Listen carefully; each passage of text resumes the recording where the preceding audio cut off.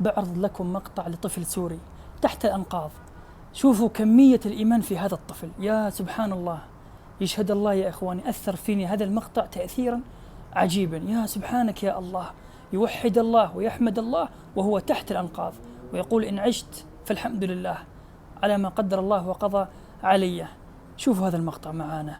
طبعا هذا الفيديو ما بعرف إذا بدي أموت أضل عايش، لكن مثل شايفين الحمد لله على كل شيء. أشهد أن لا إله إلا الله وأشهد أن محمد رسول الله. ما بعرف إذا رح أموت أضل عايش، لكن إذا هذا الفيديو نزل أنا الحمد لله طلعت عايش. ما بعرف أنا أوصف لكم الشعور إلا واحد يعيشه. عشت الشعور إنه كنت تحت الأنقاض. انتوا شايفين حاليا هاي تحت الأنقاض، والناس يعني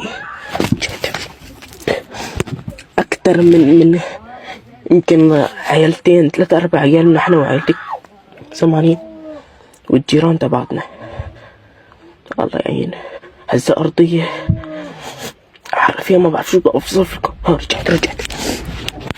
استشعرنا اليوم حديث النبي صلى الله عليه وسلم، يقول عليه الصلاة والسلام: من أصبح منكم آمنا في سربه معافا في بدنه عنده قوت يومه فكأنما حيزت له الدنيا. استشعروا لعظمة هذا الحديث.